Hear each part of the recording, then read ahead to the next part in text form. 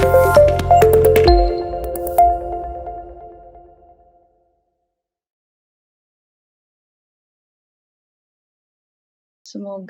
puasanya lancar ya, hari ini sehat ya semuanya. Kita akan lanjutkan ya kuliah kita tentang dinamika dan komunikasi kelompok. Hari ini kita akan masuk pada pokok bahasan yang ke-11 tentang mengelola konflik. Ya, baik. Saya akan share screen. Baik, apakah sudah terlihat di layar? Sudah, Bu. Baik, oke. Mengelola konflik ya. Sebenarnya konflik itu apa? Ya, konflik itu ya kondisi yang tidak tidak nyaman ya. Terjadi mungkin pertentangan atau persaingan ya di antara orang-orang yang ada di dalam kelompok itu. Nah, konflik itu sebenarnya tidak tiba-tiba muncul, biasanya itu ada tanda-tanda gitu ya munculnya konflik itu. Dan kenapa kita mempelajari ini? Ya supaya kita bisa dalam kelompok itu mengantisipasi. Oh ini sumber konflik nih, ini bakal jadi konflik nih kalau kita nggak kelola gitu ya. Nah kadang-kadang kalau di kelompok kecil ya di keluarga misalnya, biasanya orang dewasa atau ibu-ibu ya, biasanya ibu-ibu yang lihat anaknya ini udah mulai bersih tegang gitu ya, mulai tidak mau bekerja sama gitu ya, misalnya anak itu. Yang satu misalnya pengen apa, yang satu bahkan mungkin bersaing gitu ya, bersaing untuk memperoleh satu mainan yang sama atau apa. Nah itu kalau kita udah melihat itu sebagai satu tanda-tanda gitu ya, ya kita harus bisa mengantisipasi ya supaya tidak terjadi konflik beneran gitu. Nah, tapi kadang-kadang kalau anak kecil itu orang dewasa suka mengatakan lucu gitu ya. Ih lucu ya gitu, berantemnya lucu. Nah, itu kalau itu jadi kebiasaan atau jadi budaya ya, budaya berkonflik dari kecil itu menjadi dibawa-bawa nanti sampai menjadi dewasa gitu. Jadi seringkali dalam budaya tertentu saya melihat ada orang-orang yang senang gitu lihat anaknya berantem gitu ya, rame gitu ya, menyenangkan gitu. Nah bukan begitu ya. Sebaiknya itu dikelola supaya tidak menjadi satu budaya yang suka berkonflik ya. Itu sih pandangan saya. Tapi kenapa kita mempelajari ini ya, bab ini ya, konflik dalam kelompok ya, karena konflik itu adalah suatu kondisi yang sebenarnya akan terjadi bila ya tadi pertama mungkin orang berbeda pendapat ya, berbeda selera gitu ya. Misalnya kalau ibu-ibu mau masak gitu biasanya nanya mau makan apa. Nah, kalau kemudian seleranya berbeda-beda, nah itu bisa menimbulkan konflik apalagi kalau sumber dayanya terbatas ya. Kalau memang sumber dayanya banyak ya tinggal beli saja, pesan ini itu 5 orang 5 jenis gitu. Tapi kalau dalam keluarga yang sumber daya terbatas mungkin ya kalau masaknya macam-macam kan jadi bahannya banyak gitu ya. Tapi kalau masaknya satu macam mungkin pas membeli bahan itu menjadi lebih murah kalau membeli dalam jumlah banyak. Gitu kalau bikin es buah misalnya kalau untuk satu es buah, satu kolak, satu apa, wah itu pertama ya waktunya, yang kedua bahannya juga mahal. Nah, kalau seleranya aja udah berbeda itu sudah muncul akan memunculkan atau peluang menjadi konflik. Oke. Jadi kenapa kita mempelajari supaya kita bisa mengelola, dan mengelola itu adalah membuat suatu perbedaan tidak mencuat menjadi suatu konflik yang terbuka ya, konflik yang terbuka. Oke, saya akan slideshow. Ya. Jadi tadi saya sudah hantarkan kenapa kita mempelajari bab ini ya. Setelah Anda mempelajari bab ini, Anda akan bisa memahami definisi konflik dan penyebabnya. Lalu yang kedua, mengidentifikasi tipe-tipe konflik, jenis-jenis konflik itu dari penyebabnya tadi. Lalu kemudian menjelaskan antara hubungan konflik dan keragaman anggota kelompok. Ya tadi saya udah singgung ya, keragaman itu banyak ya. Jadi bervariasi untuk satu hal tertentu, misalnya selera makan, satu suka nasi, satu tidak nasi. Nah, saya juga punya anak dua tuh, yang satu sukanya nasi, yang satu enggak ya. Kalau sumber dayanya tidak terbatas ya kita bisa menyiapkan keduanya ya. Nah, lalu kemudian kalau kalau ya terbatas berarti diatur, misalnya hari ini nasi, besok roti, mungkin begitu ya. Jadi keragaman itu mungkin karena satu faktor tertentu ya, selera ya, macam-macam, ketersediaan waktu luang, itu kan keragaman dan itu bisa menimbulkan konflik. Nah, lalu kemudian ada 5 gaya untuk pengelolaan konflik. Nah, ini berarti gaya itu berarti tergantung jenis konfliknya ya, nanti kita kelolanya. Lalu mengidentifikasi dan mengaplikasikan keterampilan mengelola konflik. Jadi setelah Anda mempelajari bab ini, mudah-mudahan Anda bisa menerapkan ya dalam situasi nyata gitu ya di masyarakat ya, dalam kelompok ya. Lalu ini ada memahami definisi tentang groupthink ya dan gejala groupthink ya, groupthink ya. Dan kemudian mendeskripsikan konsensus dan menerapkan strategi mencapai konsensus. Nah, konsensus itu kan kesepakatan bersama ya dalam suatu masalah. Kalau tidak tercapai kesepakatan bersama, ya kan kemarin kita sudah mempelajari tentang bagaimana mengelola suatu masalah ya di dalam kelompok. Nah, itu kalau kalau memang bisa sampai konsensus bagus, tapi kalau tidak kan ada yang voting, ada apa. Jadi dalam pengambilan keputusan itu dalam keragaman dari anggota kelompok tadi itu tidak semuanya bisa mencapai konsensus meskipun memang secara ideal adalah konsensus itu adalah yang paling baik gitu ya, paling paling membuat orang itu apa ya, puas semuanya, merasa puas karena apa?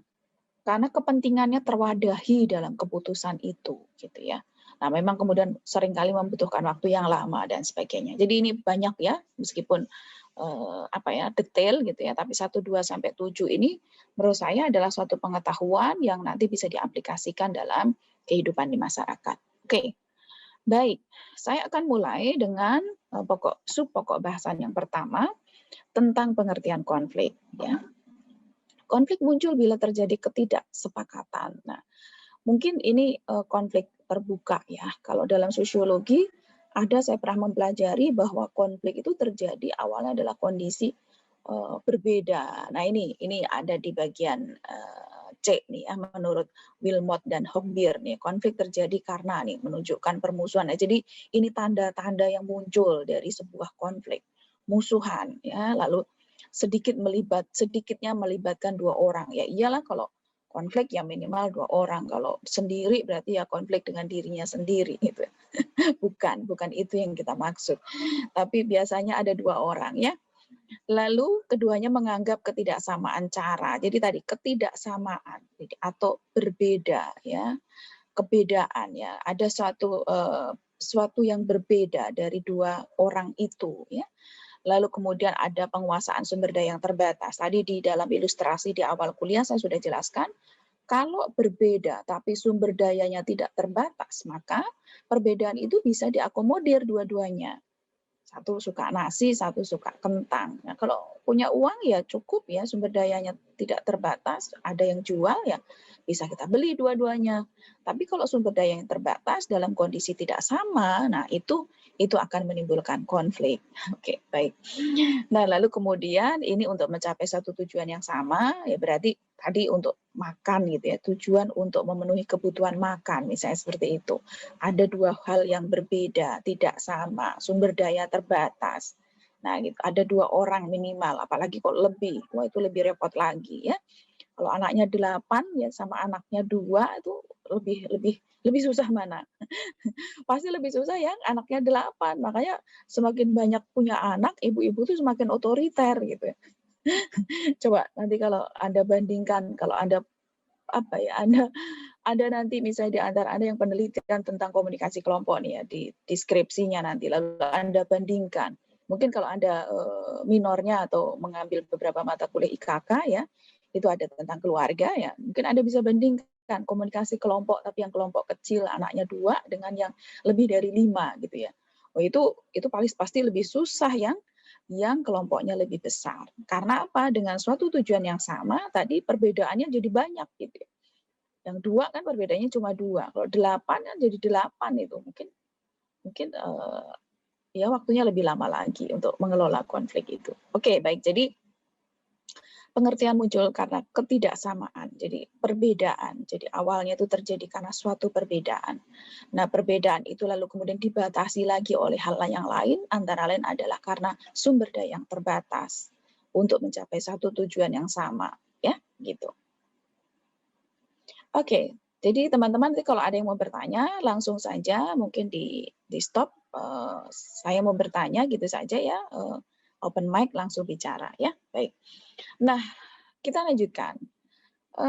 Tadi di ilustrasi saya sudah jelaskan kira-kira kenapa kok muncul konflik, lalu mengapa kita mempelajarinya. Nah, perbedaan atau keragaman yang tadi saya jelaskan di awal itu dalam hal apa? Tadi kalau saya jelaskan kan mungkin selera makan itu hanya salah satu contoh kecil saja. Ya.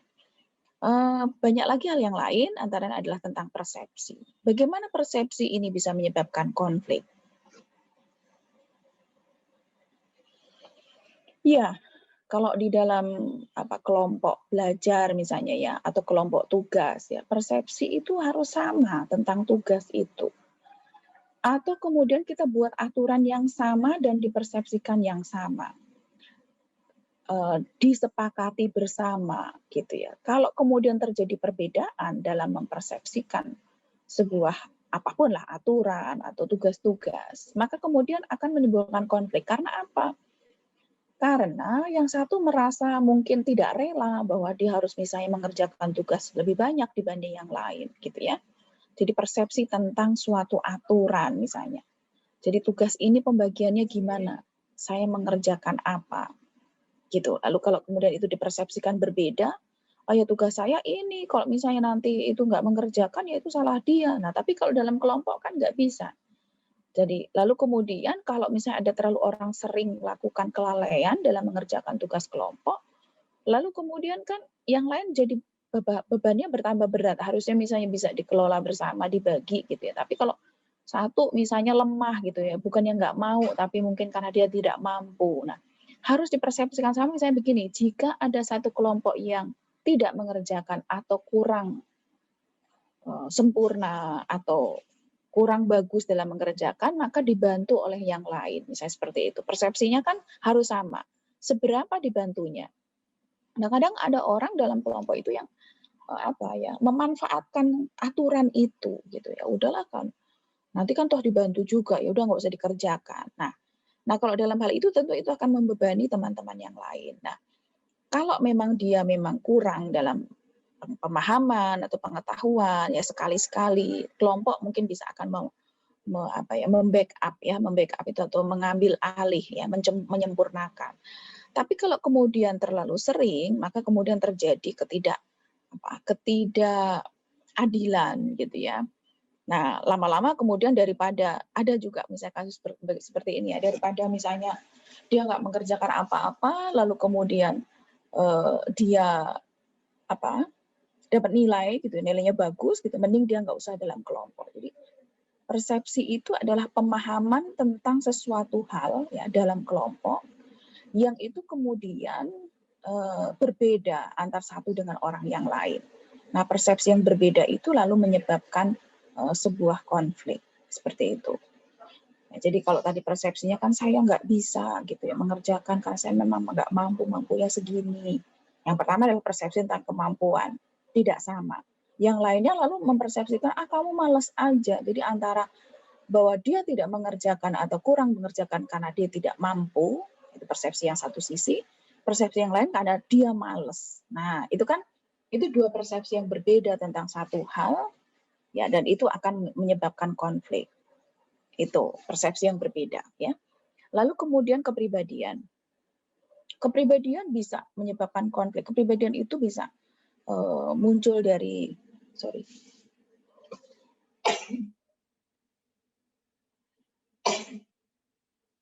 mohon maaf. Alhamdulillah ya. Jadi kepribadian itu karakter ya, karakter yang memang berbeda ya, bertentangan ya. Ada karakter-karakter tertentu yang dia memang suka berkonflik atau memang di dalam konflik itu Bisa juga sebenarnya peluang konfliknya banyak, tetapi ada karakter yang memang meredam konflik itu, ya. Coba kita cek. Baik. Jadi kepribadian tadi adalah apakah memang kepribadian ada yang menggelitik, bau-bau menggelitik jadi bersin. Oke, apakah kepribadian ini berpengaruh positif pada munculnya konflik, yang mendorong munculnya konflik, atau meredam? Ya, kepribadian itu bisa ada yang meredam konflik, ada yang memang ia memang suka gitu berkonflik. Jadi dalam di Indonesia ada budaya-budaya yang maaf nih saya nanti masuk ke dalam budaya juga karena kepribadian dipengaruhi oleh budaya. Sekaligus saja ya, jadi yang kepribadian dan budaya. Jadi pada budaya tertentu, misalnya pada budaya Jawa, dia itu menjaga harmoni, senang menjaga harmoni, jadi tidak suka berkonflik. Dia cenderung memaafkan, ya cenderung diam. Kalaupun tidak memaafkan, ya konflik itu lalu dikelola dengan cara untuk diam. Ya, jadi misalnya kalau misalnya dia diundang oleh pemimpin gitu ya, dia hadir dalam sebuah musyawarah, tapi lalu kemudian dalam budaya tertentu ada yang senangnya tuh verbal ya, komunikasinya itu mungkin banyak ngomong gitu ya, bisa teriak-teriak, bisa ekspresinya itu ya, kata-kata kasar mungkin seperti itu. Tapi pada budaya tertentu dia cenderung ya mengatakan tidak, ya tidak mau bersetuju, ya tidak tuan atau tidak ndoro atau tidak gusti kalau di dalam musyawarah pada desa Jawa itu, tapi dia nggak menerima keputusan, tapi tidak frontal ya, tidak teriak, tidak demo gitu ya, ya tetap diam gitu, tetap diam tapi tidak bersetuju. Nah itu adalah mungkin kepribadian itu dipengaruhi oleh budaya, tapi juga dipengaruhi oleh proses belajar juga, proses belajar atau pengalaman ya. Ada orang mungkin pada budaya tertentu, tapi karena dia punya pengetahuan dan pengalaman yang banyak, maka dia bisa menggunakan pengetahuannya itu untuk melogika, menahan diri, untuk menganalisis penyebab konflik sehingga dia tidak mudah terpicu. Jadi istilah anak-anak sekarang tuh sumbunya panjang gitu ya. Karena kepribadian itu bisa juga orang sumbunya pendek, jadi mudah marah gitu ya. Tapi orang mudah marah juga bukan karena dia budaya atau kepribadian, tapi karena mungkin pengetahuannya rendah. Jadi misalnya tentang pengetahuan nih, ada orang yang katanya dengan pengetahuannya, kepribadian, pengetahuan dan budaya ini sebenarnya bisa bergabung menjadi satu kemampuan dalam mengelola konflik gitu ya. Ya dia sudah dalam budaya yang kasar atau mudah marah, lalu pengetahuannya juga rendah gitu ya. Pengetahuan rendah itu kan mudah terpicu, mudah dipengaruhi gitu ya. Dibujuk-bujuk dengan informasi yang salah juga dia mau gitu loh, nggak mau meneliti dulu, nggak mau melogika. Jadi cenderung untuk cenderung untuk frontal ya, reaktif gitu, tidak melogika dulu, tidak keterbatasan pengetahuan, maka kemudian ya ketika dibujuk, ketika itu tidak bisa tidak mengelola. Jadi emosinya itu mengendalikan perilakunya. Ada namanya kata-katanya adalah emotional hijacking. Emotional hijacking itu adalah jadi emosinya itu dikendalikan oleh tidak punya pengetahuan untuk mengendalikan emosi. Jadi tindakannya dikendalikan oleh emosinya, gitu. Ya, jadi pengetahuan ini penting karena kalau nanti misalnya misalnya gini contohnya ya, pengetahuan itu seperti apa? Kamu ditipu gimana? Harusnya kan uang yang bagian kamu segini.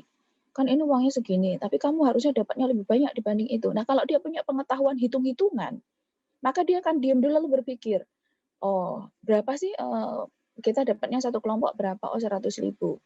Kita masing-masing dapat berapa? Ya, dibagi adil dapatnya 10.000 gitu ya.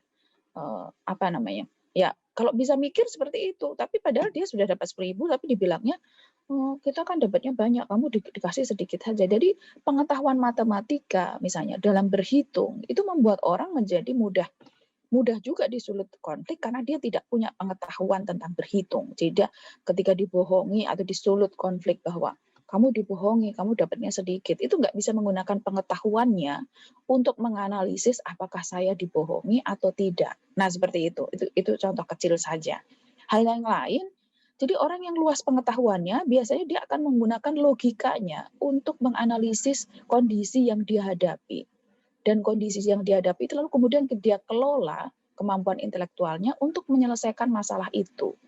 Gitu. Jadi budaya yang tadi mungkin suka konflik, tapi kalau pengetahuannya cukup baik, cukup luas, kepribadiannya sudah terlatih ya untuk mengendalikan situasi, maka budaya ini sebenarnya adalah karakter ya, nilai yang ditanamkan dari komunitas atau sistem sosial tertentu itu bisa luntur dalam arti terkonfirmasi dengan pengetahuan dan kepribadian yang baik gitu. Jadi begitu ya. Jadi kalau misalnya Anda bertanya apakah saya dari keluarga yang mungkin budayanya itu memang ekspresif gitu, apakah saya bisa merubah supaya saya menjadi orang yang tidak suka berkonflik tapi menjadi orang yang sabar atau tidak mudah tersulut emosi? Bisa. Jawabannya adalah tadi kalau Anda mendapatkan edukasi yang baik, maka Anda punya pengetahuan yang baik, yang luas.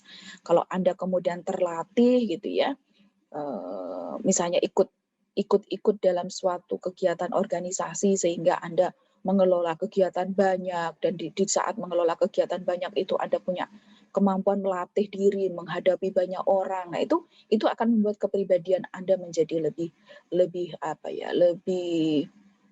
adaptif ya terhadap peluang konflik gitu. Jadi kalau Anda bertanya apakah itu bisa diperbaiki, ya tentu saja bisa. Bukan karena disuruh sabar. Nah, sebenarnya kalau kita bilang sabar itu betul gitu ya. Betul gitu ya, suruh sabar, tapi untuk berlatih sabar itu elemennya apa? Ya tadi antaranya adalah pengetahuan ya. Kalau orang yang sabar tapi kemudian tidak punya pengetahuan, menurut saya ya itu sih submisif ya, mengiyakan ya. Jadi cenderung untuk ngalah gitu. Padahal sebenarnya kalau dalam hal ini kita tidak harus ngalah gitu. Tapi kita secara sadar, secara logika merasionalkan suatu kondisi dan membuat kita menjadi memahami situasinya, bukan karena tidak tahu apa-apa lalu diam lalu ngalah, bukan gitu. Jadi sabar itu adalah dilandasi juga oleh pengetahuan ya, kepribadian yang terlatih seperti itu ya. Jadi kalau misalnya saya disuruh menghadapi orang yang sebenarnya dia licik, terus kalau saya dicurangi, terus ibu saya bilang misalnya sabar sama saudara tuh sabar, kata saya itu definisinya bukan sabar, tapi dia sudah mulai memperalat, mengeksploitasi atau apa, dan itu saya sudah tidak dalam kondisi sabar, tapi ya saya mau berkonflik gitu ya, saya akan mengelola konflik ini, dan saya tidak mau kalau selalu harus mengalah, seperti itu. Jadi mengelola konflik adalah juga tidak harus selamanya iya ngalah, bukan, tetapi memenangkan suatu situasi itu supaya kepentingan kita tidak menjadi dilecehkan gitu. Jadi bukan karena harus ngalah, sabar, bukan begitu, bukan. Tapi kita harus asertif menghadapi situasi. Oke, baik. Tadi saya cerita tentang kepribadian, pengetahuan, dan budaya. Nah, berikutnya adalah tentang kekuasaan dan status. Nah, penyebab kadang-kadang kita di bawah kekuasaan dan status yang lebih tinggi dan tidak ada peluang untuk asertif, tidak ada juga kita mengekspresikan kebutuhan kita karena kita di bawah tekanan kekuasaan orang lain, sehingga kita mau nggak mau harus bilang iya, karena kalau tidak bilang iya maka ada sesuatu yang hilang. Jadi misalnya kalau berteman gitu, terus dia orangnya berkuasa, nanti kita nggak mau jadi temannya dia. Nah, misalnya seperti itu, tidak boleh jadi temannya. Kecuali kita memang merasa bahwa ya nggak apa-apa, nggak jadi temannya dia, cari teman yang lain. Nah itu berarti kita tidak di bawah kekuasaan orang lain, berarti kita merdeka. Berarti kita merdeka ya, tidak di bawah kekuasaan orang lain. Karena kalau di bawah kekuasaan orang lain, maka kita tidak bisa mengatakan tidak, harus iya. Oke, lalu kemudian proses dan prosedur. Nah, penyebab konflik itu adalah juga karena proses dan prosedur yang tadi membuat kita merasa tidak adil, ya tidak diperlakukan secara baik dalam kelompok itu. Nah, harusnya dalam kelompok buatlah proses dan prosedur yang memberikan rasa aman pada setiap orang, terwadahi kepentingannya sehingga peluang konflik menjadi lebih kecil. Nah, kekuasaan dan status ini juga tadi kalau saya mengatakan bahwa kalau kita di bawah kekuasaan orang lain, maka kita tidak bisa mengatakan tidak. Nah, konflik muncul ketika orang yang dikuasai itu tidak mau atau tidak menerima kekuasaan orang lain. Nah, itu kemudian memunculkan pertengkaran atau pertentangan yang itu akan mencuat menjadi konflik terbuka. Jadi itu, oke? Nah, kalau dari cerita-cerita tadi ini definisinya. Apakah ketika kita mengatakan konflik itu, ya konflik itu harus dihindari sama sekali. Tadi saya jelaskan, ya, untuk bridging masuk slide ini tidak, ya, tidak harus dihindari bahwa kita harus menghadapi, gitu ya. Bahkan kalau kita berkali-kali harus mengalah kan, dan di bawah tadi kekuasaan orang lain yang semena-mena seperti itu, ya harus hadapi, gitu. Dengan risiko yang memang sudah kita perhitungkan. Kalau kita menghadapi risikonya apa? Hati-hati pada Anda, ya mahasiswa terutama nih ya, Anda mau berkonflik sama dosen misalnya, hati-hati karena Anda harus perhitungkan risikonya. Saya bukan nakut-nakutin, bukan. Tetapi kalau kita sebenarnya di bawah kekuasaan orang lain, maka dan kita ada risiko kalau kita menentang atau tidak bersetuju terhadap orang lain, gitu ya, dan orang lain itu adalah lebih berkuasa, maka ada kemungkinan bahwa kita akan mengalami masalah. Jadi berani untuk menghadapi suatu masalah itu bukan karena kita tanpa perhitungan, gitu ya. Jadi kita tetap harus berhitung, tetap harus bisa melogika. Jangan juga misalnya Anda dalam posisi statusnya rendah di bawah kekuasaan orang lain. Misalnya Anda bekerja di perusahaan nanti, lalu Anda berani, saya nggak suka peraturan ini. Nah, itu artinya Anda nekat, ya, nekat dan maaf ya, saya katakan Anda bodoh. Ya, kalau Anda merasa bahwa sok-sok berani gitu lalu menentang pimpinan Anda gitu. Ya itu sama sekali bunuh diri ya, artinya Anda akan dengan mudah dikeluarkan dari perusahaan itu karena Anda dibilang tidak etis atau menentang gitu ya. Dan bebas-bebas aja karena Anda melakukan suatu pelanggaran terhadap etika tertentu gitu. Jadi kalau Anda orang yang berani gitu, tapi saya ingatkan bahwa berani bukan untuk cari masalah. Tetapi berani memang karena Anda ingin ya memperjuangkan suatu hak ya, kepentingan Anda dan harga diri Anda, tetapi tentu dengan tadi pengetahuan ya, pengetahuan yang baik ya, kemampuan melogika, ya kemudian memetakan nanti masalahnya, dampak yang diakibatkan seperti apa, bukti-bukti yang menunjukkan bahwa Anda dalam posisi yang benar atau positif atau menguntungkan begitu. Nah, itu ya. Jadi konflik itu tidak harus dihindarkan sama sekali, tetapi kita harus menyelesaikan konflik itu. Baik, semua konflik disebabkan karena orang tidak saling memahami. Bukan, ya. Kita bisa memahami satu sama lain, tetapi suatu ketika bisa saja konflik itu muncul. Ya, karena tadi mungkin karena ada satu kepentingan yang pengen orang itu pahami dari orang lain, dan itu clash istilahnya adalah beradu ya, beradu dengan kepentingan orang lain yang berbeda ya untuk satu topik tertentu, dan itu memang tidak bisa dihindari. Bisa jadi memang seperti itu. Bukan karena tidak paham, justru kadang-kadang paham sekali ya. Paham sekali orangnya, kamu pasti marah, tapi saya terpaksa melakukan ini karena ini adalah bagian dari hal yang sangat penting dan mendesak. Atau mungkin juga orang bisa saja kepentingannya suatu ketika kalau dia nggak mau bersepakat terus, dia mau kadang-kadang dia pengen mau juga sekali-sekalilah urusan saya yang dipentingkan. Nah, kadang-kadang ada orang yang seperti itu. Oke, lalu seluruh konflik dapat diselesaikan? Tidak seluruh konflik dapat diselesaikan. Jadi kadang-kadang kita memang harus punya konflik. Dan menurut saya ya kita anggap itu sebagai, ya saya sudah berusaha. Itu nggak berusaha kan kamu nggak bisa menyelesaikan. Ya dia yang nggak mau menyelesaikan. Ya sudah, saya relakan saja konfliknya nggak selesai.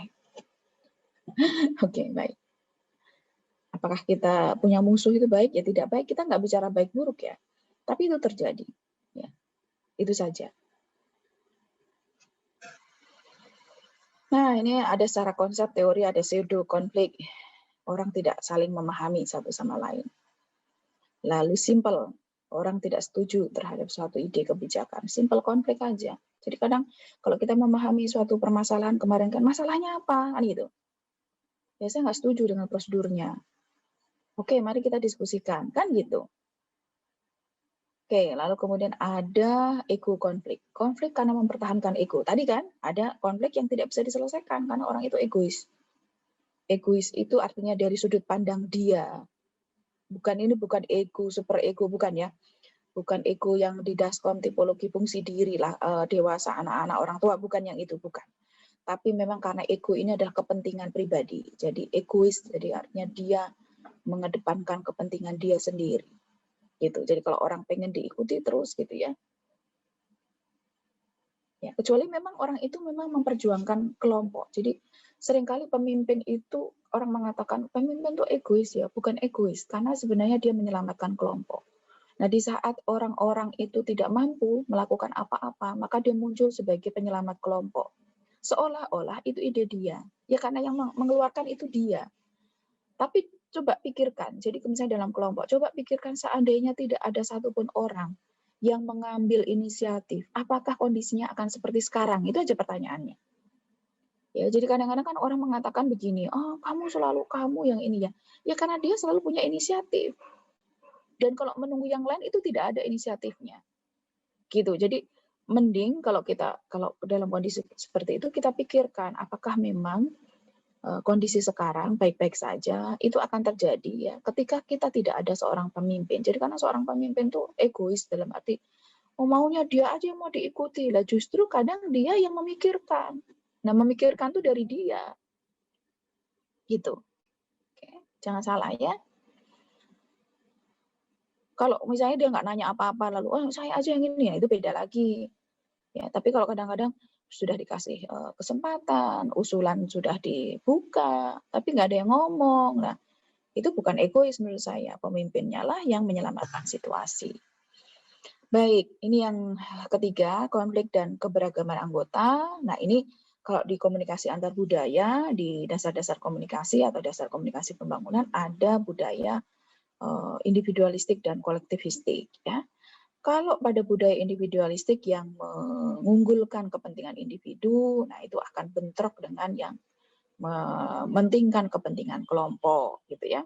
Lalu high context and low context. Jadi kadang orang ada high context itu adalah orang yang kalau dalam komunikasi itu tidak to the point. Jadi kalau ngomong tuh halus, melipir kemana-mana gitu. Cerita panjang dulu baru intinya apa. Kalau low context tuh langsung to the point ya. To the point tuh kalau marah tuh langsung kamu salah, kamu gini. Gimana sih ini fotokopinya salah. Nah, tapi kalau high context itu misalnya emang tempat fotokopi jauh ya. Sebenarnya ini ada lagi yang bisa diperbaiki, bisa nggak kalau nah sebenarnya itu mau ngomong ini salah fotokopinya gitu.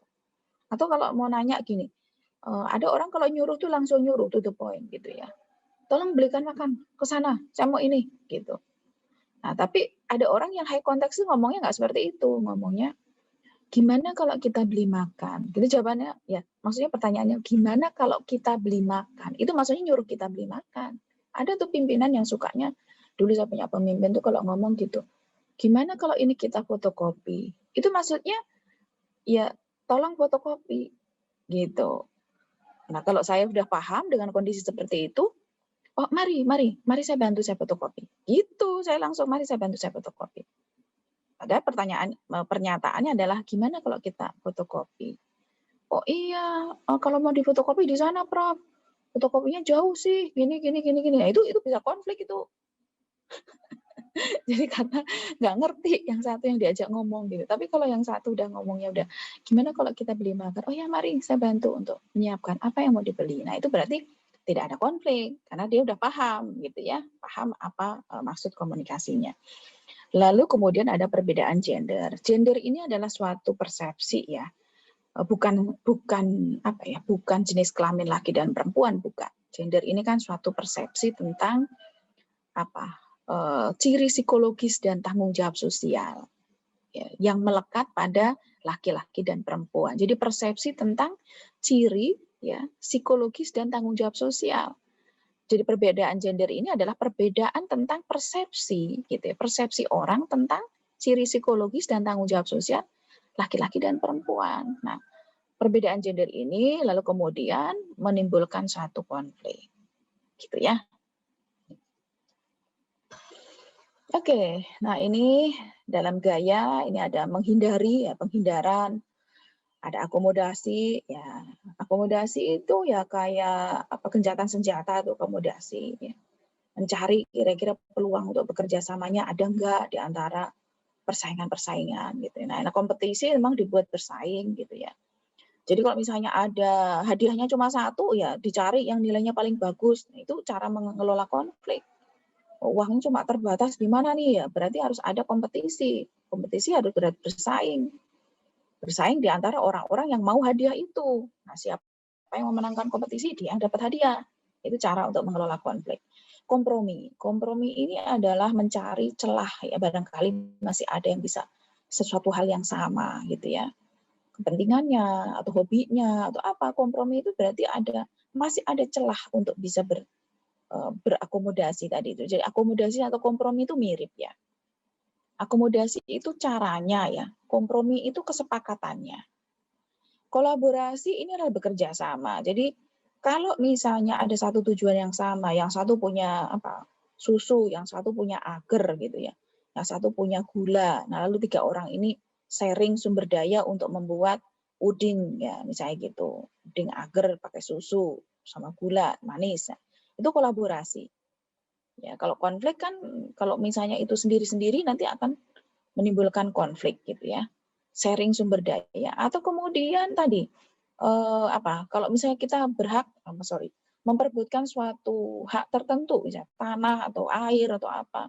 Ya tadi satu punya susu bukan susu ya, sumber daya yang itu beda lagi ya.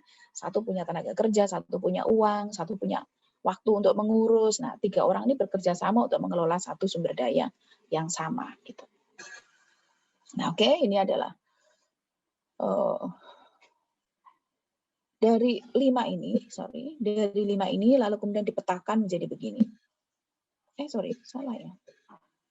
Nah, compromise ini di setengah. Dia mengkompromikan antara ketegasan, assertiveness itu ketegasan. Lalu di sana adalah kooperatif itu bekerja sama. Jadi sumbu yang ke atas, yang tegak ini, ya aksisnya ini adalah dia ketegasan, assertiveness. Lalu yang ke sana adalah kerjasama. Semakin ke atas, semakin tegas. Orang kalau yang nggak mau menang-menang, ya saya mau yang ini, tegas. Ya udah di kompetisi aja. Lalu kemudian kalau dia kooperatifnya itu tinggi, ya mengakomodir, dia membolehkan, mengiyakan, akomodatif lah, mau bekerja sama. Nah, kalau kemudian yang bagus di sini, dia juga tegas, asertif, lalu yang di sini juga mau berkoordinasi. Artinya collaboration itu adalah dia tegas tuh. Dia nggak mau ngalah iya-iya aja. Tapi misalnya oke ya, nanti kalau gini, itu kan tegas. Tegas tapi mau bekerja sama. Kalau hasilnya segini, nanti pembagiannya gimana? Jadi biasanya orang yang kolaboratif adalah orang yang mampu memperhitungkan antara tadi, ketegasan tadi, saya dapat apa, curahan saya berapa, perhitungan-perhitungan yang sangat logis gitu ya di sini, tegas, terbuka, jujur, mampu mengungkapkan perasaan dan juga tuntutan, kebutuhan, itu asertif. Sementara kalau akomodatif, dia itu ya mau bekerja sama gitu. Nah, collaboration tuh di sini. Jadi dia tinggi untuk assertiveness, ketegasan, logika, itu tinggi, tapi dia juga mau bekerja sama. Lalu kemudian nanti munculnya adalah ya bisa sharing sumber daya, sharing hasil. Jadi tidak hanya sekedar ya udah deh kamu aja yang mengerjakan hasilnya buat kamu semua. Nah, itu accommodating. Ya, kalau kompetitif enggak, saya yang dapat semua karena saya menang. Nah, di sini. Tapi kalau collaboration enggak, ya kita sama-sama, kita sharing sumber dayanya sama, lalu hasilnya kita bagi bersama-sama. Di sini collaboration di sini. Nah, avoiding ini adalah ya karena dia nggak asertif lalu dia nggak mau, ya udah cuekin aja. Jadi pengabaian ya. Jadi orang yang mengabaikan konflik. Nah, hati-hati kalau di sini. Kalau konflik itu diabaikan, apakah dia tidak akan menumpuk gitu? Kenapa nggak kita mengelola? Kalau memang ya ini orang yang tidak mau mikir, ini nggak mau masa bodoh lah, ya, nggak mau bekerja sama, tapi juga nggak mau ngomong gitu. diem gitu, dibiarkan, ya, membiarkan. Nah, compromise adalah ya mengkompromikan semua yang ada, ya. Oke, saya rasa itu. Ya, yang kelima adalah pengelolaan konflik kolaborasi. Tadi saya sudah sedikit jelaskan prinsip dan keterampilan dalam pengelolaannya adalah pisahkan individu dari masalahnya. Jadi jangan kemudian mencampurkan antara masalah atau kepribadian individu dengan masalah yang akan dibahas. Itu harus murni masalahnya apa. Jangan bawa-bawa misalnya dia orangnya suka begini, suka begitu. Nah, itu tidak tepat. Jadi kita identifikasi masalahnya apa, fokus pada minat yang sama. Jadi kita fokus pada hal yang sama. Misalnya tadi mau mengelola air atau mengelola sumber daya apa. Jangan kemudian dicampur adukkan, oh dia orangnya suka nipu, dia apa. Enggak, bukan. Tapi dia punya apa. Kita punya satu masalah yang sama, lalu dia punya apa, itu yang kita fokuskan, lalu kemudian cari pendapat untuk menyelesaikan masalah dan buat keputusan. Jadi collaboration tadi kan apa? Asertifnya tinggi, lalu accommodating-nya tinggi. Asertif adalah berkaitan dengan tadi mengemukakan pendapat secara terbuka, jujur, termasuk perasaan, keinginan, tujuan, itu diomongin semua. Terbuka lah gitu ya. Tapi kemudian dia juga, ayo kita mau nih kerjasama gitu. Nah tapi kan tidak semua orang bisa seperti itu. Tadi ada orang yang diem, mungkin nggak mau, ya, karena bukan nggak apa-apa ya, mungkin karena status yang rendah. Jadi dia nggak asertif gitu. Kadang ngalah ya, kalau ngalah ya dia accommodating gitu ya, udahlah terserah aja. Tapi kalau dia nggak mau ngalah juga ya dia diem dan dia nggak mau ngalah, itu ya, yang tadi mengabaikan. Oke, groupthink ini adalah penghindaran konflik. Cara berpikir ya yang terjadi pada saat sebuah kelompok memaksimalkan kohesivitas. Jadi berpikir tentang kelompok. Jadi memikirkan kelompok atau fokusnya adalah pada berpikir tentang kelompok. Jadi memaksimalkan kohesivitas, membuat konsensus tanpa melakukan analisis maupun evaluasi ide-ide. Jadi groupthink terjadi bila kelompok apatis terhadap tugas. Anggota kelompok merasa kemampuannya rendah. Lalu kemudian terdapat lebih dari satu anggota yang kredibel. Lalu terdapat anggota yang sangat persuasif. Lalu terdapat norma di mana anggota harus cenderung sepakat dan tidak memberikan ekspresi negatif. Jadi ini adalah dibungkus dalam satu kondisi yang kita harus memikirkan kelompok gitu, dan yang lain tidak boleh menentang. Lalu ada orang-orang yang memang kredibel tadi, dipercaya gitu ya, yang sangat persuasif, lalu dipercaya untuk menyelesaikan masalah secara kesepakatan. Jadi ada dalam satu kelompok yang orang itu kemudian begitu mungkin punya satu kemampuan yang kredibel, yang orang tidak lagi ada keraguan pada orang itu. Anggota yang sangat persuasif mendorong orang untuk mau berkonsensus ya, dan meredam juga orang untuk tidak ekspresif ya, tidak asertif tadi itu, tidak ngomong jelas terbuka ya, tidak memberikan ekspresi yang negatif. Oke, lalu kemudian gejalanya adalah ini, pemikiran kritis tidak dihargai. Ya, anggota kelompok yakin bahwa kelompoknya tidak pernah salah, jadi berpikir bahwa kelompoknya paling benar gitu ya. Anggota kelompok memberi tekanan pada yang berbeda pendapat. Jadi kalau sudah mulai muncul perbedaan pendapat ya kita kan harus sama-sama sekelompok. Nah itu terjadi pada saya cerita benar-benar ini nyata ya. Saya cerita pada groupthink ini, jadi ada kelompok SMP ya, kelompok sekolah gitu ya. Lalu kemudian ada orang-orang yang menguasai seolah-olah harus sama, semuanya harus sama gitu ya. Akhirnya kemudian ya karena saya merasa berbeda dengan kelompok itu ya saya keluar. Karena ada satu yang orang-orang, bukan sebenarnya kalau di kelompok yang saya ceritakan ini adalah bukan satu orang, tapi sekelompok orang yang mengendalikan perilaku kelompok yang lain. Jadi ada 1, 2, 3, 4 orang. 4 orang yang mengendalikan dari semua itu selalu, ya kita harus ini, guyub rukun. Apa istilahnya itu?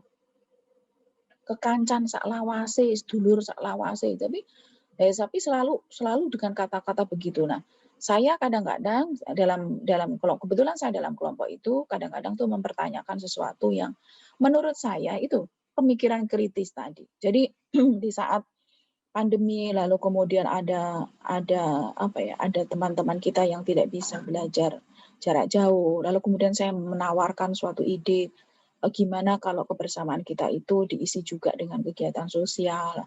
Nah, ide itu nggak diterima. Jadi, kan kita guyup rukun, kita sudah melakukan kegiatan-kegiatan sosial juga. Terus saya tanya kegiatan sosialnya apa ya? Kemarin kita sudah bantu air di sana, jadi nggak mau melangkah. Jadi dia selalu nggak apa-apa, kita udah cukup gini aja gitu. Lalu kemudian karena itu nggak diterima di situ ya, akhirnya saya keluar dari kelompok itu lalu saya membentuk satu kelompok yang bisa membuat satu ide baru gitu ya, supaya lebih produktif. Tidak, menurut saya kelompok yang itu kurang ya atau tidak produktif. Nah, ini yang kemudian pemikiran kritis tidak dihargai, kelompok selalu benar ya tidak pernah salah. Lalu kemudian anggota kelompok itu jadi ada satu yang tadi anggota kelompok dan tidak hanya satu tapi beberapa ya dalam satu istilahnya klik ya, geng gitu ya. Ini misalnya anggotanya 20. Nah, ini gengnya itu 3 orang. Nah, itu memberi tekanan. Jadi dia selalu menekan pada pemikiran-pemikiran yang ada dalam kelompok.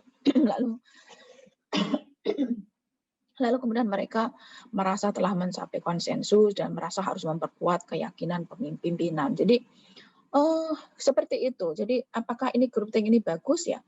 Dalam jangka waktu tertentu mungkin kalau memang tidak ada yang protes terhadap keputusan-keputusan dan tidak ada yang merasa bermasalah ya menurut saya baik-baik saja. Tetapi ketika ada satu hal yang mungkin dirasa sesuatu yang baru untuk misalnya mencapai produktif, bukan masalah produktivitas, kepuasan ya, masalah kepuasan kelompok yang lebih tinggi ya dengan melakukan suatu aktivitas bersama gitu, ada ide-ide muncul, nah lalu itu tidak disepakati, tidak dihargai, maka yang saya lakukan adalah ya saya keluar dari kelompok itu karena ya saya merasa bahwa kelompok itu sudah tidak memenuhi tujuan saya gitu. Kalau tujuannya hanya begitu-begitu aja, ngomongnya cuma selamat pagi, assalamualaikum, semoga selalu sehat, yang siang lagi ntar ngomongnya nggak, menurut saya sih nggak nggak produktif gitu. Lalu apalagi selamat ulang tahun, terus lagi apalagi ada teman kita yang sakit, ya juga nggak ada kegiatan yang produktif yang lain. Nah gitu, jadi merasa bahwa kita sudah rukun sak lawase, tapi nggak ada yang dilakukan gitu. Nah kalau merasa bahwa seperti itu ya berarti ada kelompok tadi klik yang atau geng tadi itu yang kemudian itu menguasai bahwa itu seolah baik-baik saja, padahal sebenarnya menurut saya masih bisa ditingkatkan lagi. Nah, ini konsensus, kesepakatan melalui proses komunikasi, mungkin teman-teman sudah relatif mengerti, kesepakatan bersama di mana seluruh anggota mendukung dan berkomitmen. Mendukung tuh setuju, berkomitmen tuh gimana? Setelah setuju, nah tindak lanjutnya itu apa? Nah itu diikuti, jangan setuju, ya deh setuju. Tapi ketika diminta, yang setuju begini ya, nggak melakukan, nah itu nggak komitmen. Ya, jadi setuju, mendukung, tapi juga berkomitmen terhadap keputusannya. Oke setuju, keputusannya apa? Ya kita iuran segini, tapi nggak mau iuran, berarti nggak komitmen. Gitu ya. Jadi seringkali komitmen itu yang susah. Ya. Setuju, misalnya yuk kalau dalam keluarga, misalnya kalau saya misalnya, yuk kita pulang kampung, ya setuju pulang kampung. Tapi kemudian berkomitmennya gimana? Misalnya menyiapkan uang dan sebagainya. Ternyata nggak menyiapkan uang. Seperti itu tidak berkomitmen, setuju tapi nggak berkomitmen. Gitu. Atau misalnya apa lagi? Ini contoh-contoh yang receh ya, maaf ya. Contohnya receh. Jadi misalnya Anda merasa senang sama seseorang, suka gitu ya. Kamu suka nggak? Suka. Tapi nggak berkomitmen. Komitmen itu apa buktinya gitu loh. Buktinya apa kalau suka gitu. Buktinya apa kalau menyayangi. Nah ngomong aja kan nggak cukup gitu. Ya buktinya apa ya? Mungkin memberi perhatian, membantu gitu ya, atau memberikan kebahagiaan, apa yang dia senangi dia berikan, termasuk menegur kalau salah, itu komitmen. Ya, jadi bukan hanya sekedar oke aku sayang, udah bukan, tapi komitmennya mana. Oke ya, receh kan? Contohnya receh banget ya, maaf. Lalu kesepakatan tidak datang cepat ya. Tidak seperti groupthink, betul. Ya, konsensus itu memang dibangun, perlu waktu, menganalisis keputusan. Tapi ada orang-orang tuh yang tadi saya jelaskan, "Alah apa sih kayak gitu, udah nggak usah." Masa sih kayak begitu gitu ya. Baru ada usul aja udah langsung dimatikan gitu. Kalau kalau Anda menjadi seorang pemimpin yang memegang konsensus misalnya, oke sepakati dulu misalnya, oke kita dengarkan dulu gitu, dengarkan. Masalahnya apa, cara-caranya gimana. Jadi tidak dengan serta-merta lalu kemudian tadi, usul kritis tadi dimatikan, bukan, ya. Itu perlu waktu, ya. Perlu waktu untuk mempelajari dan memutuskan iya atau tidak. Kalau iya seberapa, kalau tidak bagian mana yang tidak, apakah semuanya tidak, apa sebagian iya, sebagian tidak, komitmennya gimana, konsekuensi dari keputusan itu apa, gitu. Oke, ya untuk mencapai konsensus anggota mengorientasikan kelompok ke arah tujuannya. Jadi gini, pemimpin kelompok harus mampu ya meminta anggota untuk membayangkan tujuanmu itu sudah sesuai dengan tujuan kita ini belum. Jadi membantu juga anggota untuk berpikir kalau kalau kita nanti itu pulang kampung Lebaran itu apa tujuanmu? Oh saya bisa jalan-jalan senang-senang.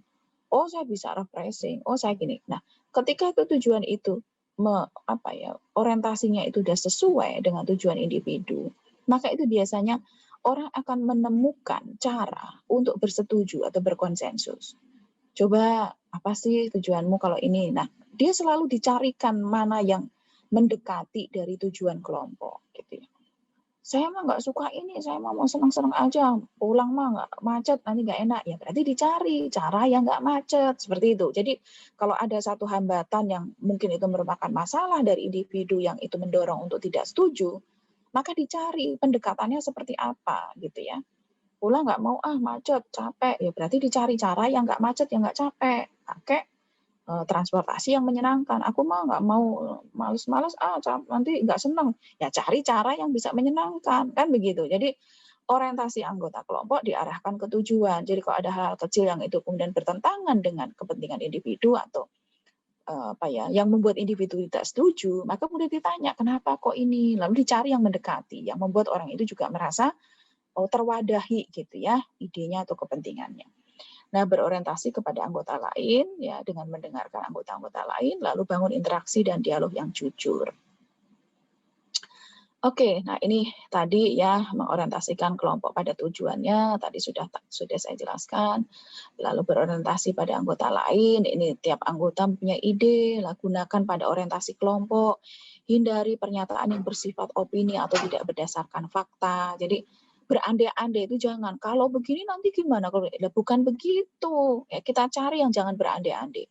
Kita cari datanya gitu. Saya harus pesen tiket.